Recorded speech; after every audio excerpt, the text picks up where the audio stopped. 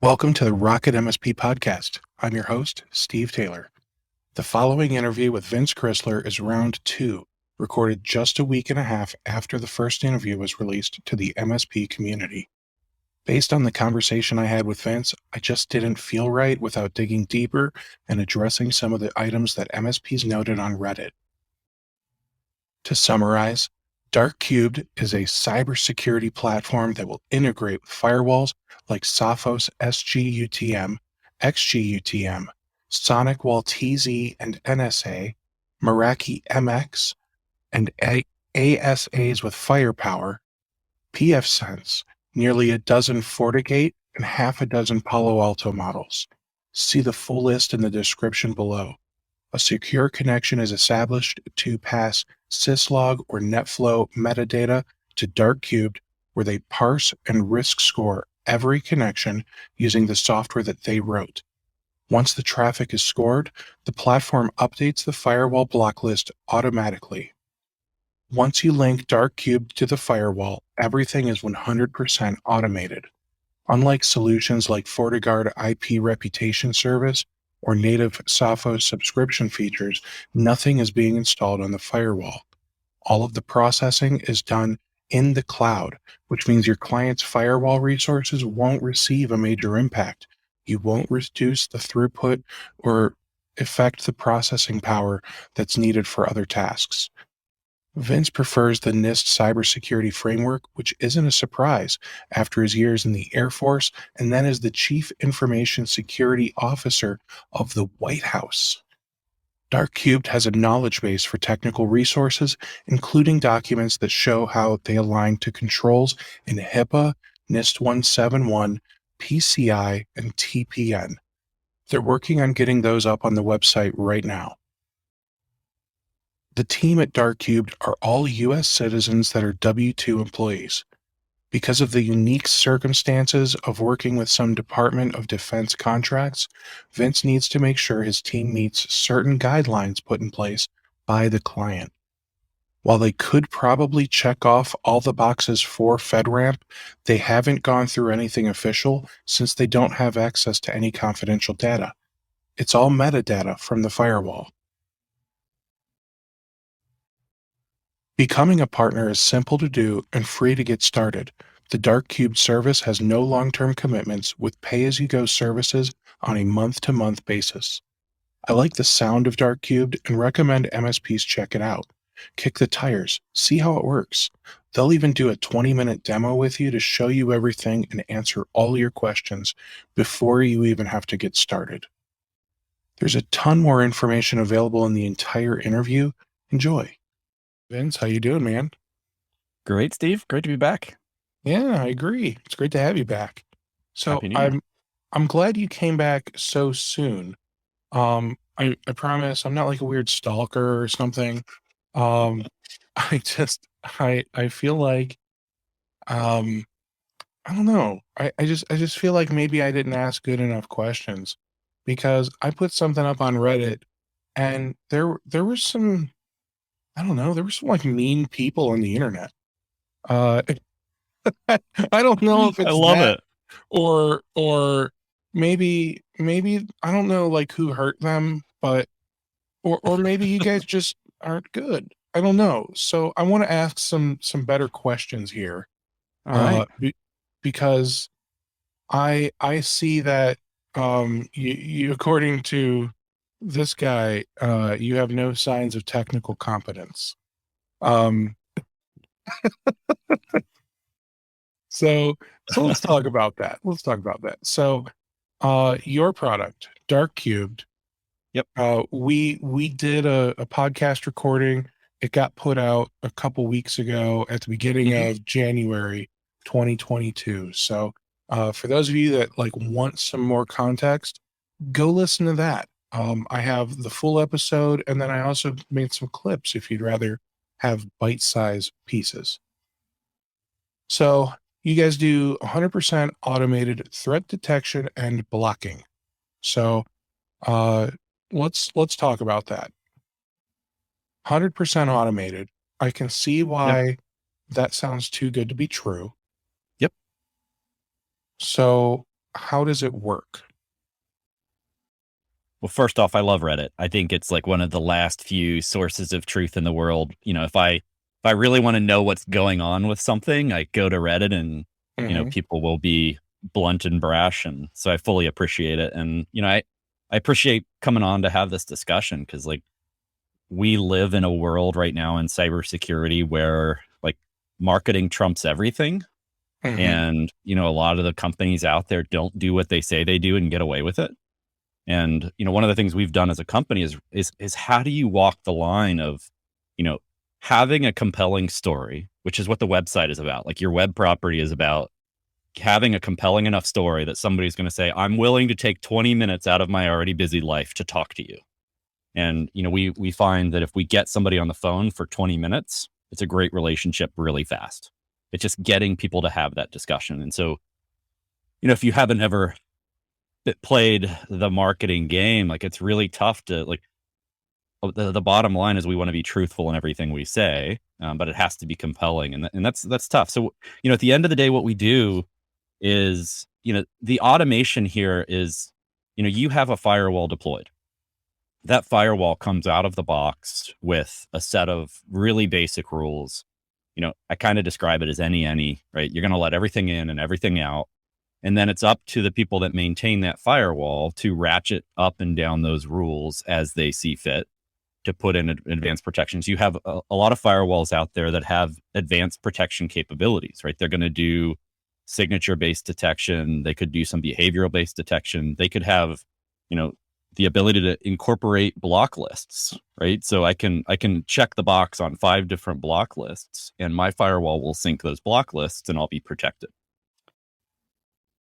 If firewalls did everything that you needed to do to kind of have that level of protection, that would be it, right? You wouldn't see larger companies going to SIM tools, going to SOCs, buying threat intelligence, looking for all of these other tools. So, firewall is just one piece of the stack, and you really need to augment that firewall with additional capabilities. Things like reporting and alerting, right? How do you know if, a threat report came out that says, hey, these things are really bad? How do you look at your firewall and see if your firewall's seen those things? You can't.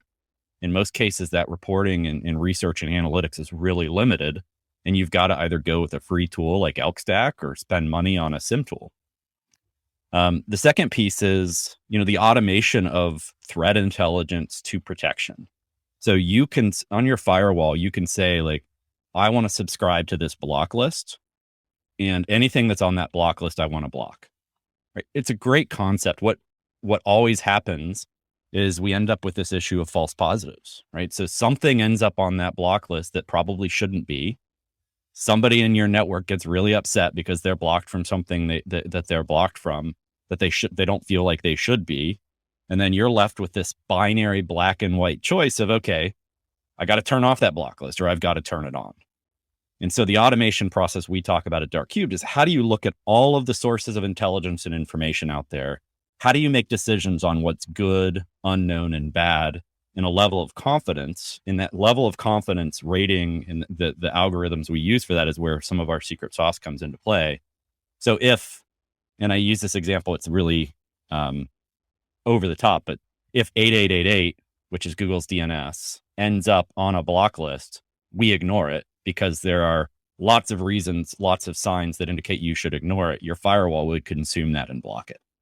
And so how do you automate that process of consuming information, figuring out what's good, bad, and ugly, blocking it at the firewall, and then doing reporting, alerting, notifications off of that?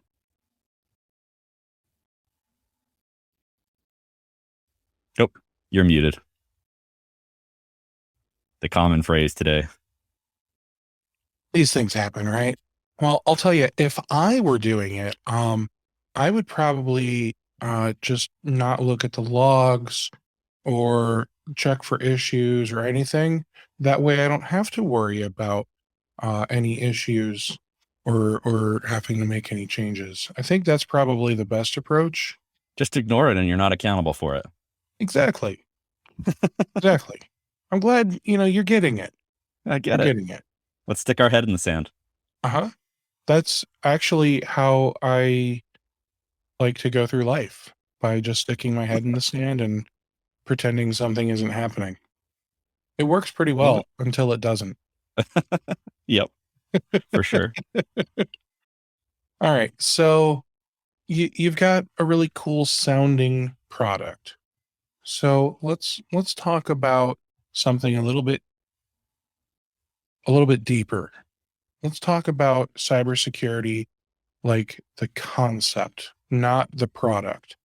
So there is it, cybersecurity, a lot of MSPs are doing they do patching and they've got antivirus, and they might have spam filter and a couple other things, and they say they do cybersecurity, but that's not real cybersecurity. Other MSPs, like the other side of the spectrum, maybe they're outsourcing all of the cybersecurity to an MSSP, or maybe they're using like um an outsourced SOC type of environment with a SOC sim kind of thing going on, where maybe they're doing it, they just are paying people that actually know how, and that's getting handled that way. But I feel like there's a lot of MSPs that are in between, Yeah. and they are starting to look at cybersecurity and figure out how all this stuff works. And a lot of them are probably um, just purchasing products because of, I don't know, the marketing hype, or because all the other MSPs they know are doing it, or whatever, but maybe they don't understand the fundamentals or the why behind things. So Right. let's talk about something called the cybersecurity framework. What is a framework, and do MSPs need one? Short answer is yes, you need a framework. At the end of the day, cybersecurity, I think, is a is just a way to describe a field of work in information and technology that I would describe as risk management. Right. So you're managing the risk that somebody else is going to get access to information they shouldn't have, or they're going to change information that shouldn't be changed, right? Or, or they're going to disclose information that probably shouldn't be disclosed. You talk about this, or they're going to take systems offline, right? So the denial of service attack, those sorts of things. From my old government world, there's a acronym called CIA, and it's not the spooky one, but it's confidentiality, integrity, and availability, right? And I like that as a mental framework for the risks that you're trying to manage as an IT provider, right? Managed service providers are IT providers. They're providing support for their customers to enable their business. And there's risks to that business. There's risk that data gets accidentally deleted. And the way you manage that risk is you back up. There's risk that they can't use their computer because the keyboard's broken, right? And you manage that risk. There's risk that one of the servers in your environment might have a vulnerability with Log4j. That's a cybersecurity risk, but it's the same sort of thing. It's getting access to a system somebody shouldn't have access to, and how do you manage that risk? What's been really frustrating to me is to watch a cybersecurity industry that's aligned to the enterprise, right? Big ticket items, big budgets, big peoples, big teams, try to then push the responsibility for doing things the enterprise way down market. So you have an MSP that supports law firms or accounting firms, school districts, religious institutions, whatever. And they're being told, you've got to spend a lot of money and hire analysts to do security right. And if you can't, you have to pay somebody else to do it right. And their customers can't pay that. Right. And so, I feel for these, a majority of these MSPs that are stuck trying to solve this risk with products that are out of reach, too expensive, too complex. This is where frameworks come in, right? And there are a countless number of frameworks, whether you're talking about, I can Yep. list off a few of them, but I can't tell you the differences between them, if I'm being honest. So I know there's CIS, there's NIST, and I Yeah, believe ISO 27001 or correct. 27002 are technically frameworks, right? Yep. And Okay. there's also the cybersecurity maturity model certification program that they're continuing to try to build and figure out for the Department of Defense? Yeah, I've already forgotten the acronym for it. Yes, CMMC. Yes, thank you. Um, and the reason I've already forgotten it is because I remember it was like such a big thing.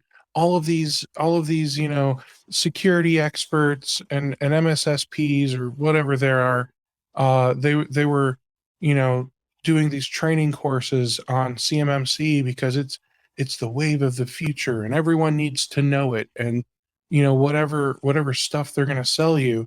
And now you don't hear any of that from them. And why is that, Vince? They moved the model for CMMC, so they've released CMMC version 2.0 because they realized the first version was a little complex and expensive. And in fact, in the appropriations bill for the Department of Defense, the DoD is being asked by Congress to assess the impact of CMMC on small businesses and provide a report. So Mhm. there's just a lot of concern about the impact of forcing an expensive, costly, time-consuming framework onto small businesses in the defense industrial base and what that would do. So that's one of the things that's held up CMMC. When I'm going to oversimplify it a little bit, but a lot of these frameworks, I think, can be divided into kind of two concepts. Either it's attestation or it's some sort of assessment or audit, right? So in an attestation framework, it's a voluntary, it may or may not be voluntary, but it's a framework that says, as an individual responsible for these systems, I'm going to sign my name on the dotted line and say I'm meeting these standards. In an assessment framework, so think about an ISO framework, you're actually going to have an independent third party come in and look at your infrastructure and certify you kind of accountability. So those are the two ways to think about those frameworks. For managed service providers, I think if you're in a regulated industry, hopefully you know about the frameworks that you're responsible for. If you're operating in certain states, say, California with the California Consumer Privacy Act, CCPA, you're aware of those standards that drive your business. But more broadly, you need an organized way to manage risk. So how do you assess risk? How do you mitigate, transfer that risk? So you're doing the things that you need to be doing in a responsible manner. And I think, you probably have some other follow-up questions here, and so I don't want to keep running on, but we're starting to see more indications that government's interested in holding groups accountable for doing what they say they're doing, right? So, this False Claims Act idea, if you're responsible for the security of a company and you fail to do that materially, there could be, financial or legal impact to that. And we're starting to see inklings coming out of that, out of the US government. Okay. So when people say, "All right, I've picked a framework because, I've read the, countless pages of documentation on the framework, and this seems to I don't know. I've read this one and I've read these other three, and I like this one the best. I don't know. It calls to me. So so because of that, I've chosen this framework. And is there a framework that you, Vince Crisler, prefer? So I like two things. I think the NIST cybersecurity framework, CSF, is a rigorous enough framework that can be boiled down into a very simple form that Mhm. people can use it to build programs off of. And it's not an audit framework, right? There's a lot of materials out there. The US government's paid to develop this. It's based on a rich history of security controls and other things, but it takes you in kind of a maturity model approach, which I like. The idea of I don't have to go from 0 to 60. I can take incremental steps to manage risk. And so when you That look is at nice. CSF as a framework, it kind of covers everything you should be covering and gives you ways to get started down that road. The other thing we're seeing a lot of really good progress in industry is kind of driven out of MITRE. They're a federally funded research and development center, FFRDC, and they've come up with this attack framework. So, ATT ampersand CK, and attack is all about mapping out all the components of what a cyber attack what a digital attack does, all the tools, all the resources, all the indicators, so you can start to understand in a categorical way how these things are done, and then measure your defense against it. So I think kind of MITRE ATT&CK is a framework of how do we think about what attackers are doing and how do we make sure our defenses are covering that, is an interesting concept for more mature organizations. And how so I always hear people say, how does this software align with your framework? So it sounds like, when you have a software solution, it is able to, if you were able to turn your framework into a checklist, or maybe one of those where you've got like uh two different columns, and then you've got the arrows that go in between them to connect the dots, right? Yeah. So if we're looking at NIST, CSF, like how does Dark Cubed align in that framework? Are you able to say, well, we check off these, I don't know, 13 or 2 or however many boxes because we do these things? Yeah, and I think, when it comes to the sales motion, right? We have a sales motion to our MSPs. Our MSPs have a sales motion to their customers. Mm-hmm. Aligning that sales motion to requirements that should be met is a great process, right? Because it gives not just fear, uncertainty, and doubt, FUD, but also kind of practical, reasonable reasons you should do this. And when we talk about Dark Cubed, a lot of these frameworks have the requirement to, are you monitoring inbound and outbound communications to your network, right? And a firewall isn't really sufficient to do that. Are you But the incorporating logs from the firewall can be. correct? So, to monitor inbound and outbound communications, you could stand up an elk stack. You could buy a SIM tool, right? You could put your logs onto a server and have the ability to search it and write scripts. Like, there are lots of ways to meet that requirement. We give a quick and easy way to meet that. Some of the other requirements, are you incorporating threat intelligence to your infrastructure, right? And we're doing that. And so the ability to kind of say, yes, we're providing that. Are you doing alerting? Do you have the ability to audit and review that information? So there are definitely a handful of those controls that we help meet in a really affordable, streamlined, easy way. The ability to kind of set this up and have it up and running in almost a fire and forget fashion in 5 minutes is pretty rare in the market. And that's one of the things we're proud of. And so, certainly this compliance against frameworks, this ability to prove the value to your customers that way is a key thing that we're focused on as a company. So if I look at your website, which I think I said it before, and I'm going to say it again, you have a beautiful website. And Thank you. in my opinion, there's a lot of good stuff on here. I guess I should put the website up here. There you go. So if we look at this together, Mm-hmm. I'm even going to remove the logo that way you can just see it all. If I come up here to solution, like there's a lot of options here. Do any of these tell me how Dark Cubed aligns in certain frameworks? We have two, we have some public information that we put out. We do have a document on this alignment, and I think it's shared in our MSP marketing portal.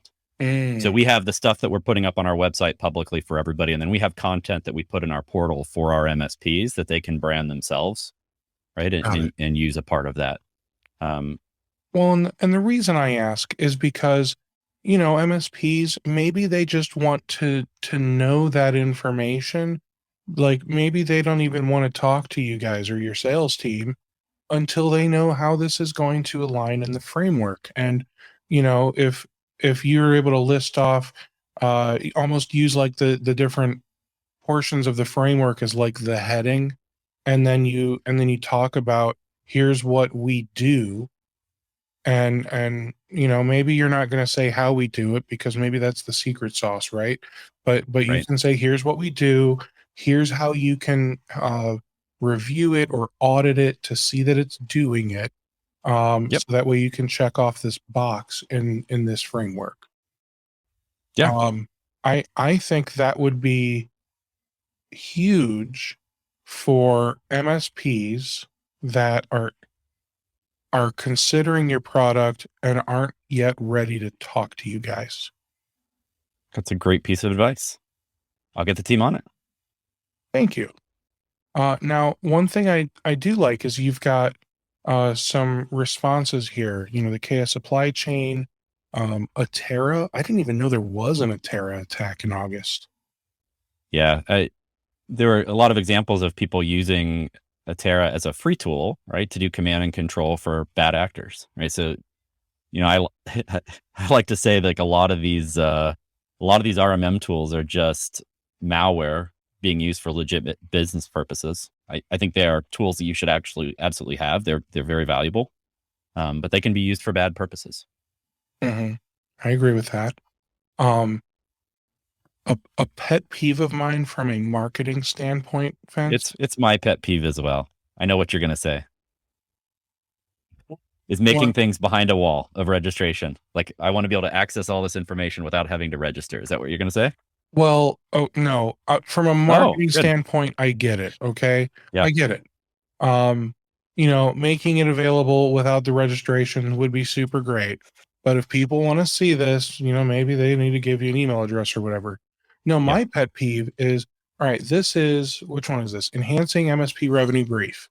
Yep. Email, first name, last name, captcha, submit. Yep. Let's go to the Atera one. Nothing. Let's go to Kaseya. Email, no captcha, submit.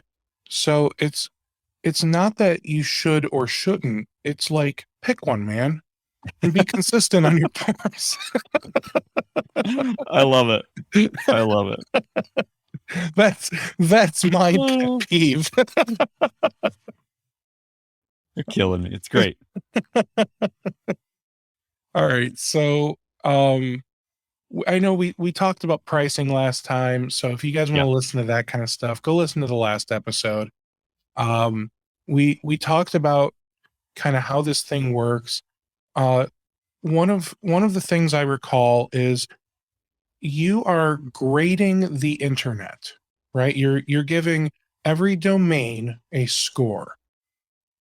Now, this is working at the firewall level, so this is a little more comprehensive than something like let's pick on Umbrella since they're just the biggest DNS filtering tool out there, right? So they are able to filter at the DNS level. So if something comes at you with an attack using an IP address, whether it's IPv4 or 6, they probably can't filter that because it's not DNS. It's just an IP. You are seeing all of the internet traffic. So you can you can block things at the IP level, at the domain level, whatever you want to block, you can block it. When you're giving things a score, you're basically saying, you know, we're not sure how much trust, right? There, it's a level of trust. You know, the higher the score, the more we trust them.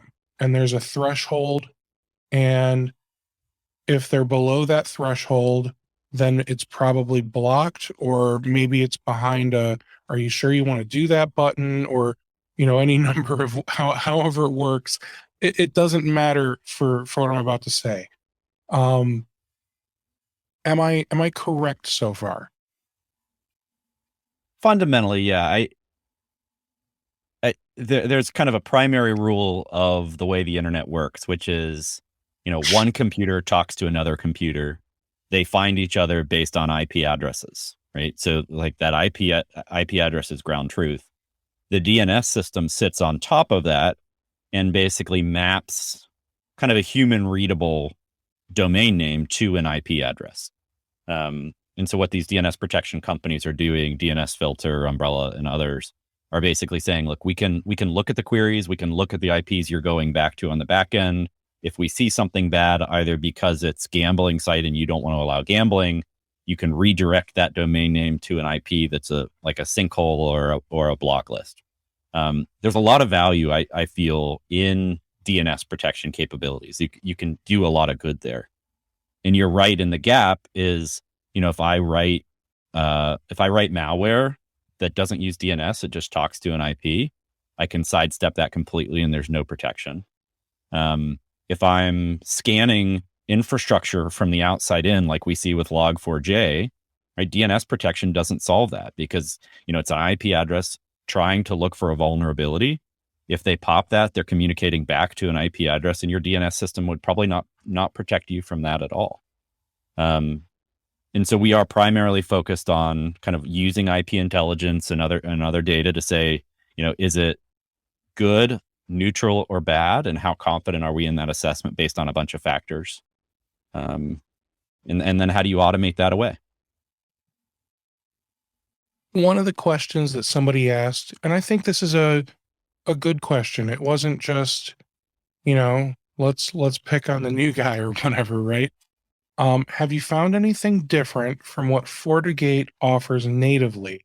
And then they gave me a blurb from the FortiGate website, and it says the FortiGuard IP reputation service aggregates malicious source IP data from the Fortinet distributed network of threat sensors, certs, MITRE, cooperative competitors, and other global sources that collaborate to provide up-to-date threat intelligence about hostile sources.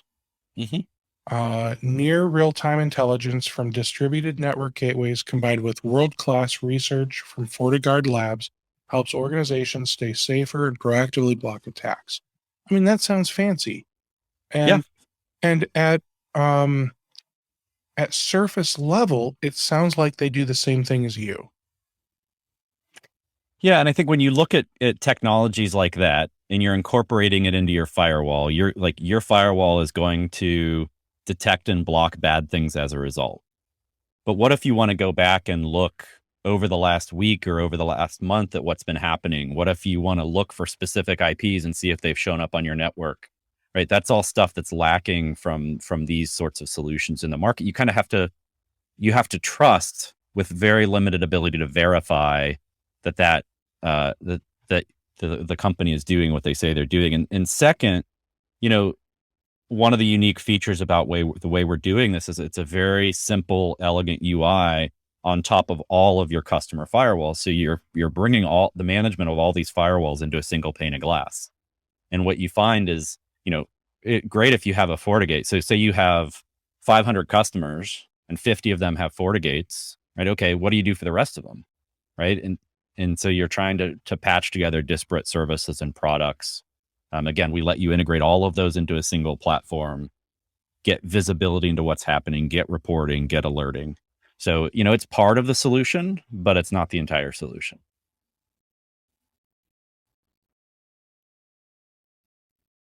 And I want to dig into this a little deeper. So let's keep on with the FortiGate.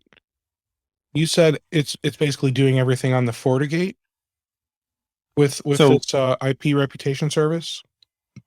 Yeah. So the FortiGate stuff works in software on the device, right? So there's software on the device communicating with the company infrastructure. It's all happening on that firewall. We don't require hardware or software to be installed. You don't have to install anything on and this was another question I saw pop up on that Reddit thread. You don't have to install anything. You don't have to configure anything. You don't have to slow it down. I mean, to do that functionality, it takes capacity, right? It takes RAM, it takes CPU, which drives up the cost of those appliances. We're offloading all of that into our SaaS infrastructure. And so, the functionality is you're sending data from your firewall to us for analytics, and then we're sending instructions back to your firewall for blocking. And with many other firewalls, you start turning on some of these features. What is it, like IDS, IPS, and it reduces the amount of overall bandwidth that the firewall can handle because it's utilizing its resources to do other things. Correct. Something tells me FortiGuard may be a little bit resource intensive, maybe not as intensive as IDS, IPS, but I'm sure that it's going to impact the overall bandwidth or whatever that the Fortinet's doing, right? Yeah, and certainly, I don't want to go toe to toe or badmouth any other product, but what I'll say is, like, again, you're relying on resources on that hardware appliance in order to do it to do it efficiently. You may have to upgrade your hardware. You may have to spend more on hardware, and you're not getting that visibility into single pane of glass. So it's kind of, it's like looking at one feature on a car and saying, well, this other car does that one feature, differently or better, sure, but you have to look at the entire package. And I think that's where, when you look at we talked about pricing on the previous podcast, and, we don't go into that publicly because we are MSP focused, MSP friendly, and these MSPs are adding in what we're doing into their products and services. And so we want to give them the most amount of flexibility to do that in terms of generating revenue. So, for us, it's about how do you put this package of capability, analyzing traffic that's coming across the network, incorporating kind of threat intelligence analytics, figuring out good, bad, ugly, automating notifications, automated blocking, doing some nice custom reporting at the end of the day to be able to show value back to your customers, and wrapping that all into a nice, simple, easy use package that lets you do all of your firewalls in the exact same way. And the other thing that I want to just double check is, you were talking about how, this will give you that single pane of glass versus the FortiGate, and that they make it really easy for you to trust that it's preventing things, but Mm-hmm. hard for you to verify. Is it hard to verify because they don't store any audit logs, or just because you have to log into each individual FortiGate to review how they're doing? Because does Fortinet not have like a central management hub thing, like a Sophos or Ubiquity or something like that? I mean, a lot of the firewalls are set to have a central hub where they show you some value. So, like, they'll show, like, these are the things we've blocked today. They may even show you a map. They may show some alerts that have happened. But the ability to really dig into that requires you dumping those logs into a log management system, into Elk Stack, into a SIM tool, right? And that they're not trying to replicate that because the amount of data storage that's required to really kind of aggregate and collect those logs would drive the prices of those appliances up. You need storage, you need hardware and oomph. So it's a different functionality than what those firewalls typically deliver. They do here's how we've protected you today a lot of times. Here are some alerts that we've seen over the last day, but it certainly doesn't replace what a log aggregation or a SIM tool might provide. Okay. I like that. Now, I see someone here that, they tried it a year ago. It caused a FortiGate 60 DS to lock up, but they gave you another chance 6 weeks ago. So far, it seems to be working well. It has mostly just been blocking some basic internet things, but they don't feel like it's super in depth with the insight that it's giving. So Yeah, and go ahead.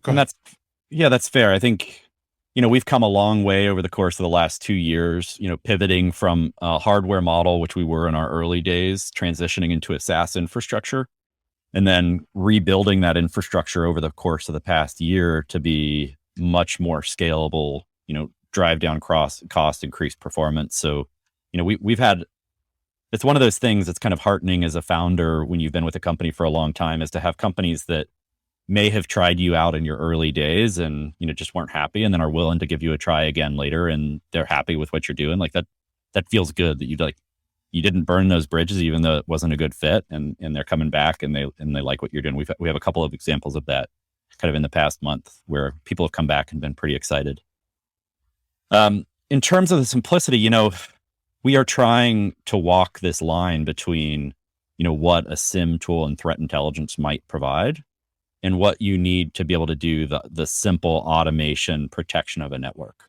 And so that's one thing we talk about, and it's one thing we're working on our roadmap for this year is, if you're a cybersecurity analyst, or you kind of have a security background and you're used to being able to really dig into a bunch of different threat intelligence sources, or digging into what a SIM tool does, we're not providing that by the nature of what we're doing, right? Our ability is to say, here's bad stuff. You can look into it. You can see if they've been successful in terms of data flow. You can turn on blocking and move on. But then we don't go into depth in terms of here are all the different threat sources. Here's all the details. Because you have, from an engineering standpoint, you have to engineer the system to be profitable, right? Like at the price points we're selling it, like you have to make sure that the infrastructure is streamlined and scalable and profitable. We will later this year, we're working now on a more detailed analytics portion of our platform that people can add on. So those people that want that can bolt that on, and the people that don't have to pay for it. Okay.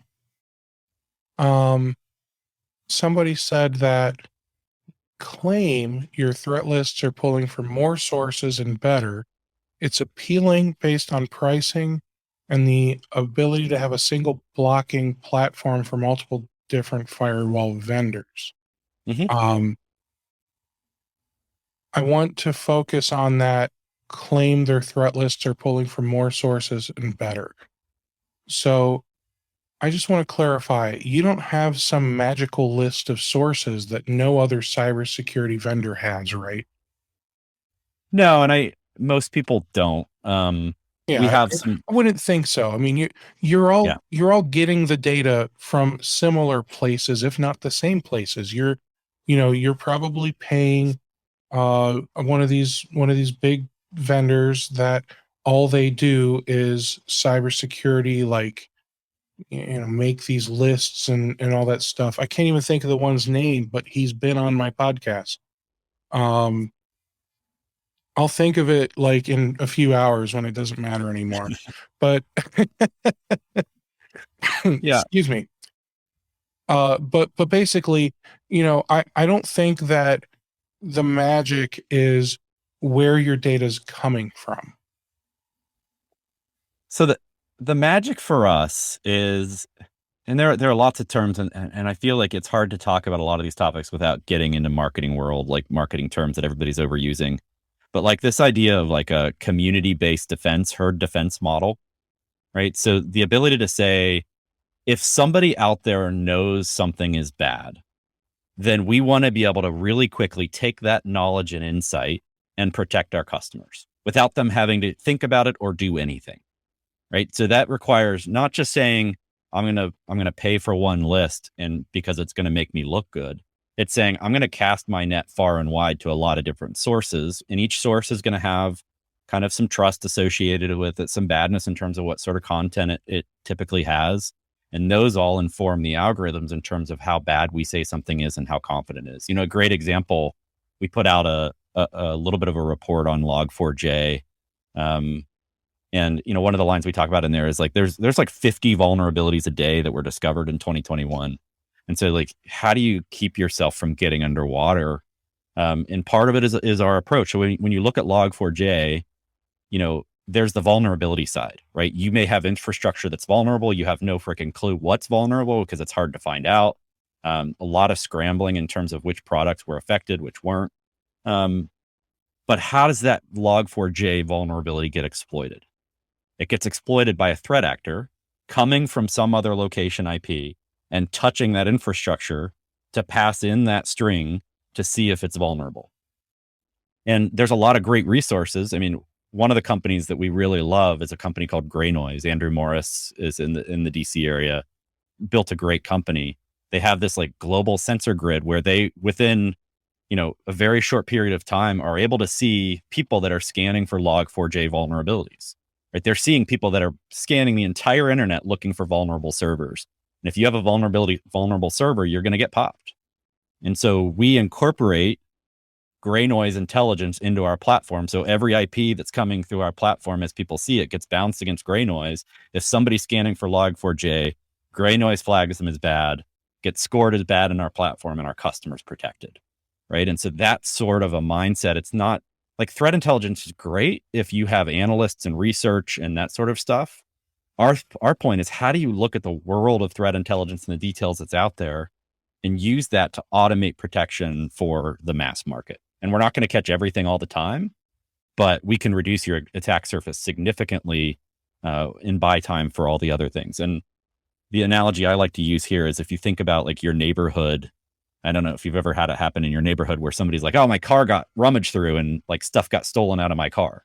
Right. So go, yeah. So go to like the auto manufacturer and how much time do they spend on the electronics around locking and unlocking doors, around keys and around protection and whether you park in the garage. But if you leave your door unlocked, somebody's going to go down the street, check every door. If that door is unlocked, they're going to steal your stuff. That was literally my car, like 8 or 9 years ago or something like that. It was probably some kids. We lived in a nice little townhome development, and my car was always parked in the parking space, and my wife's car was always in the garage. And I, thought I lived in a nice neighborhood in a quiet little town and didn't lock my doors. And the face, and this kind of tells you when it happened, right? The face plate on my fancy stereo head unit, was stolen. There you go. But those weren't criminals targeting you, right? They were just checking every car on your street, and if they popped one, they're going to break in. That's the exact same thing we're seeing happen in the cyber world. If you strip all this FUD and noise out of it, is like people are just looking for vulnerabilities and weaknesses. They're coming. They're not even having to be quiet about it. Right? Companies like Gray Noise have plenty of data about how noisy this is all being. The challenge is just how do you take that intelligence and very quickly convert it into blocking and stopping things at the firewall? All right. I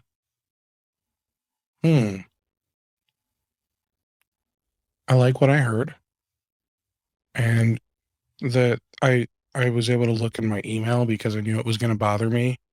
I remembered his name was John. It's John Wetzel from Recorded Future. Oh yeah, that's a great company. Yeah. Yeah, and they just acquired Security Trails, which is another great company that's doing a lot of attacks, security attack surface management. I didn't even know that Security Trails existed. I always used DNS Trails, and then they merged them into the two different websites into one. So then I was like, oh, okay, so Security Trails is a thing. I still just want to know what the DNS was like 6 months ago on this domain, though. Yeah. All right, so let's see here.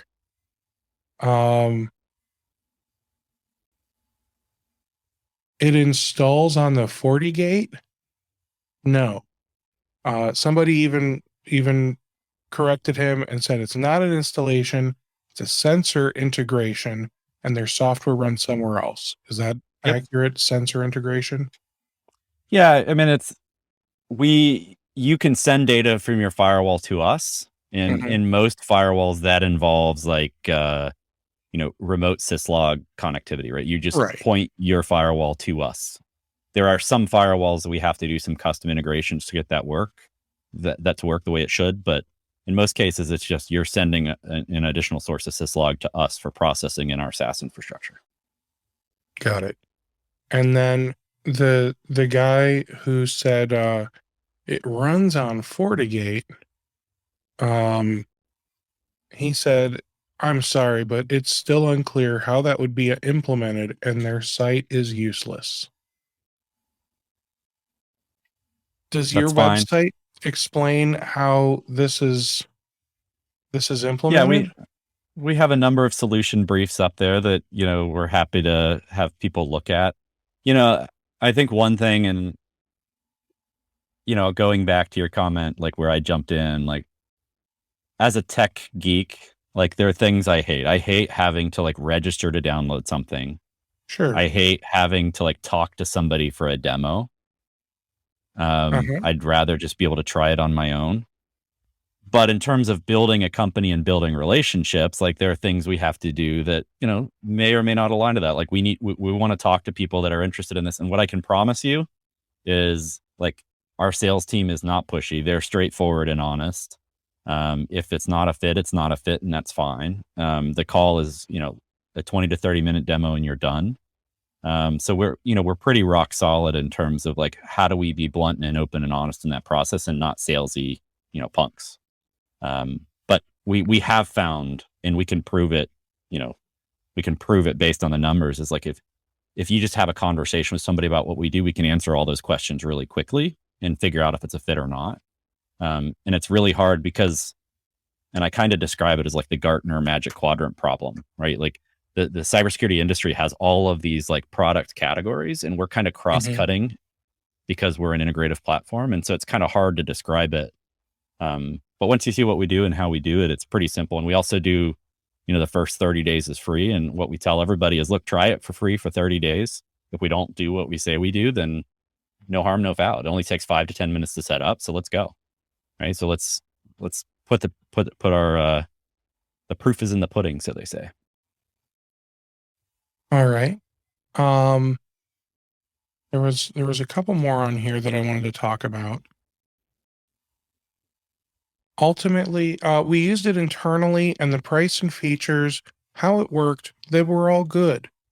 Ultimately, I don't feel it added much above native Sophos subscription features, so we didn't build it into our stack.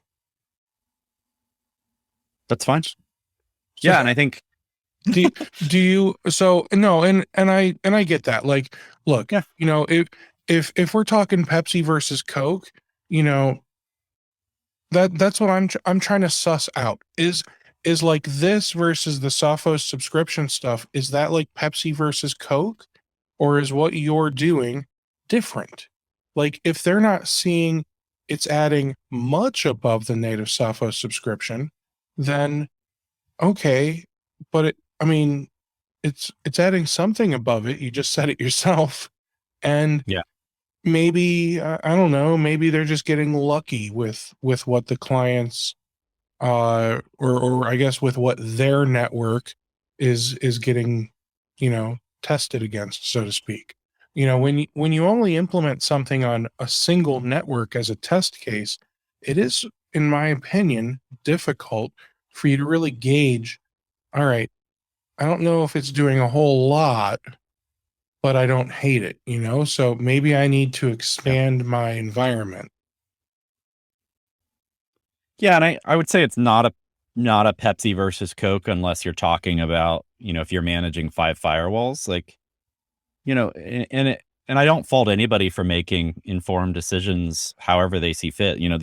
You have X dollars to spend, and you need to spend them the best way you can. I believe pretty strongly, given our price point, that, the ability to kind of check off that box of being able to say, I know that all the traffic coming into this network is monitoring. I know the bad stuff is blocked, and I can verify it by looking at looking in the UI or looking at reports. To me, that takes off a big chunk of the risk. But, I don't fault a company that comes in and, an MSP that comes in and makes an informed decision. What I'll tell you is, like, I've been blown away by the retention. I mean, we're working with hundreds of MSPs now, and our churn is pretty much near zero. Right, which says something as a software company when you don't have people leaving, and it's just because we provide great value at a great price point. So it's, all I can say is, like, the folks that we work with tend to love it. The fact that we have basically near zero churn. There are probably some outliers out there that make decisions otherwise, and I think that's perfectly fine. So this person's comment, some of it is not helpful. So I'm going to skip over the things that are just rude. But they say that there's no indication of how it works, or at least there's not a page with a title to that effect. And that seems fair for some people. Like, all right, I'm like the ADHD kind of guy, so when I look at a website, I'm literally just like looking at headlines. I don't read the content. Right. So when I look at solution overview, I see automated cybersecurity. How? Oh, look, how? Risk scores every IP connecting to the network and automatically blocks risky connections. Okay, Hmm. so maybe what they're looking for is, what do you mean you block? How? Maybe the how is, where do you block? Is it on the endpoints? Is this something that's, is this an agent I'm putting on every computer? Is it Yeah. on a firewall? You know what I mean? Like, do I have to get an appliance for this? Like, so maybe it's not that. Maybe you're simplifying it too much to make it, marketing easy kind of thing. Um, so maybe, that one's a little fair. I could kind of see that. Um, no signs of supported hardware vendors. I don't see signs of it, but that doesn't mean they're not there. Do you have somewhere like a list of, here's the ones that just easily work out of the box? Yep. We maintain that actively on the back end. Back end. Again, yeah. So So that's like, we have lots I of people think that ask for that's, that in the demo. yeah, I think if you put that on the main site, just some of these things, it's a concept that I refer to as social proof. I refer to anything that gives people more proof that this is a viable product as social proof. Okay. So anything that you can do to show people that you guys know what you're doing, you're great at cybersecurity. I mean, dude worked at the White House. He knows what he's doing. Okay. Um, so just dumb little things like that, I think, are going to add some value Yeah. to what's on the website. Um, and It's and great feedback. somebody said they have no idea if your solution is compatible with my stack. They don't know if it's reasonably priced, yada yada yada. I think Right. if they didn't have so many unanswered questions, that they would be willing to engage. But because it's like, all right, I don't know how it works. I don't know how it's priced. I don't even know what it works with, or if it works with my stuff. I'm not that interested. Yeah. So, It's a fair. oh, okay, I'll give you that one, sir. Just stop with the mean things, This is jerks. why I love Reddit. Like, you get blunt, honest, straightforward feedback. It really is. And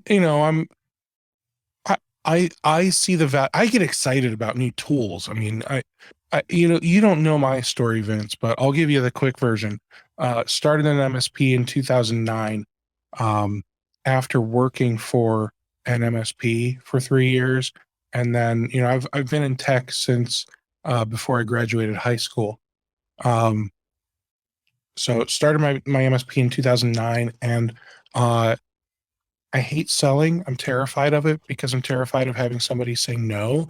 So I Yeah. would just keep wasting time, like finding new things to implement. So that way I didn't have time to go out and sell. So I would literally like, oh, I'll just change to a new RMM or a new PSA or a new this or a new that. So I would always give myself all these projects to just keep myself busy, and I'd never go out and sell. And obviously, if I switch to this product, everything, the money's just going to fall Right. from the skies, so like I I trained myself to get excited about new tools. Yeah. So that's why I love doing these interviews, because Yeah. now I get to, talk about the new tools and see the new tools, but I don't have to like re-implement things and not sell anything to anybody. it I it love gives it. me Yeah. it gives me the high without the bad after effects. So what are there any like questions or anything that you've seen that maybe we haven't touched on, I haven't asked? I think we've covered an incredible amount of ground today. I think, at the end of the day, like, as a technical founder, the you're trying to communicate with technologists, but you're also like, there's a lot of marketing challenges, right? And I think that's what all the companies in the channel struggle with every day is like, we know that MSPs are getting bombarded every day by solutions, by products. We know they're getting sold products that, are varying levels of integrity and honesty in terms of what they do and how they perform. We know MSPs are getting, hammered every day by their customers in terms of expectations that they're not willing to pay for.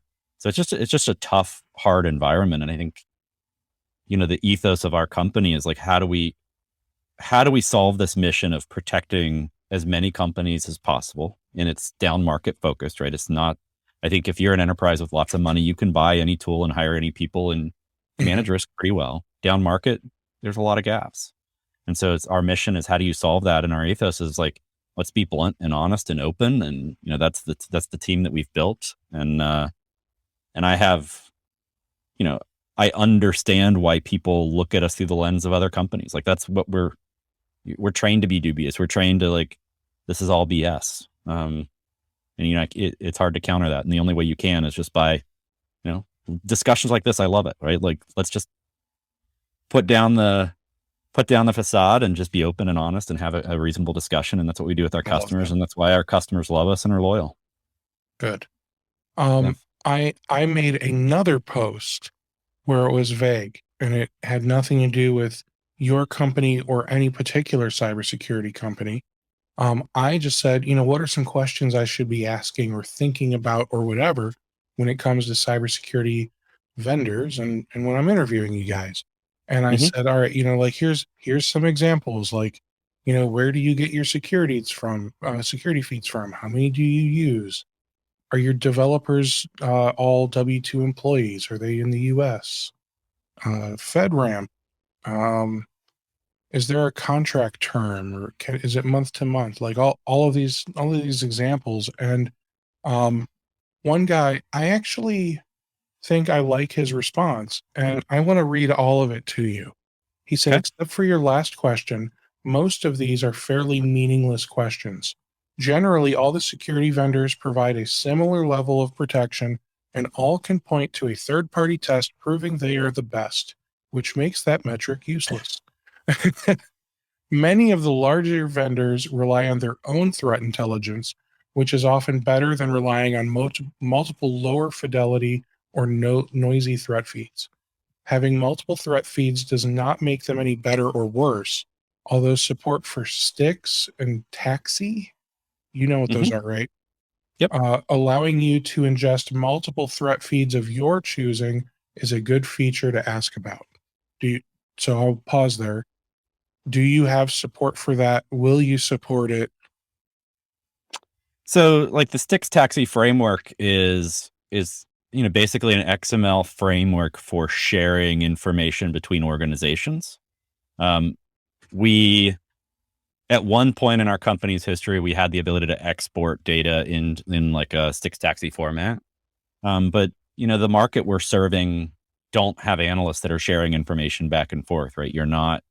True. The Sticks Taxi stuff is really at the enterprise level when you're saying, hey, I have these vulnerabilities, I'm going to share it with a consortium. People are going to automatically ingest that and move on. So, I think at the enterprise level, it's great. At the lower end, like we didn't see a lot of need for it, a lot of asking about it. We do give, you can export the data that we're showing in a CSV format, right? We've had that ask, and that's an ability we can do. So if you want to dump it into a spreadsheet and share it with somebody, you can do that. But okay. I don't think any of the mainstream security vendors do 100% of their development in the US. They would have to charge more than you would be willing to pay if that were the case. And why is this important? There are plenty of US-based cyber criminals as well. You just don't hear about them in the news as often as Russia, China, Iran, and North Korea. Do you agree with that sentiment? So our development team is all US-based W-2s. We talked about in our previous discussion some of the DoD work we're doing. So there's a little bit more sensitivity to that for us as a company.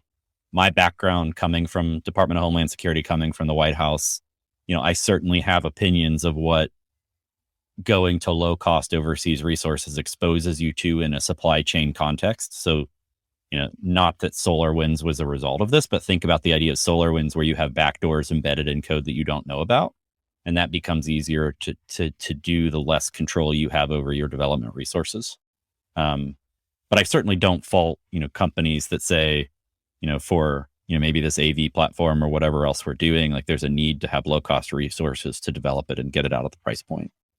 I think for us, the development resources are focused on creating a scalable, affordable platform, right? And so for us, it's, as a SaaS company, it's how do you share resources and scale in a way that makes sense. So, I'm probably more sensitive than most to supply chain vulnerabilities, and I get why people are concerned about it. But I also think, it's going back to my earlier comment near the beginning, is it's all about risk management. Like, what are the risks you're concerned about, and how do you most effectively manage it? And if one of your risks as a company is we've got to make this affordable, then you have to take approaches to make it affordable. We don't do that, but I get it. His third point is FedRAMP only matters if you have government customers. And I know that, but I'd like to think that I've got listeners from all walks of life. Some don't do anything with the government and some do. So I think that's still a fair question for me to ask cybersecurity vendors. And I mean, because you're working with DoD, I can only imagine your FedRAMP. So we're operating our DoD environment within AWS GovCloud, which has a lot of the FedRAMP stuff checked. We haven't gone through the FedRAMP certification process in that environment based on kind of a mutual discussion with the customer and kind of what they needed. We're not storing procurement sensitive data. We're not storing CUI, right? So like the data that we're storing is not federal government data. It is metadata associated with inbound and outbound communications of a network that anybody in the path of that network would see anyways, right? So if you think about whether it's you or level 3 or whoever, like there's multiple companies who can have eyes on that data. Yeah, and we're not storing the content of those communications. We're just storing, in some ways, kind of the phone records of those communications, and then within that environment, we're doing, we have medium assurance certificates, where you have to have a cert to access the site at all, username, password, two-factor authentication. Those sorts of things are all in play to lock that all down. And then, of course, using things like IP whitelisting for some of the more sensitive stuff where you can really, and of course, logging and monitoring everything to the right extent. So there are a lot of ways to manage security. The thing about like a FedRAMP certification, it's a good stamp that says, check, we've done it.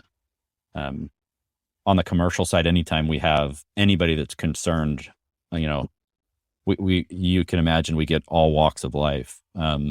Anybody that wants to take a deep dive into how we're doing things, we're happy to go through those discussions and have them. Like, we're not afraid of that at all. And then number 5, this is the only question on your list that matters. And that was, is there a contract term or is it month to month? He said, I'm more interested in business model alignment if it's monthly pay as you go. Any term commitments, none is ideal and common. Support offerings, do they have dedicated support for MSPs or do you just call the regular support line along with everyone else? Breadth of products, more products equals more things to sell equals more profit for you. Self-provisioning of licenses, multi-tenant management, and integrations with relevant RMM or PSA tools.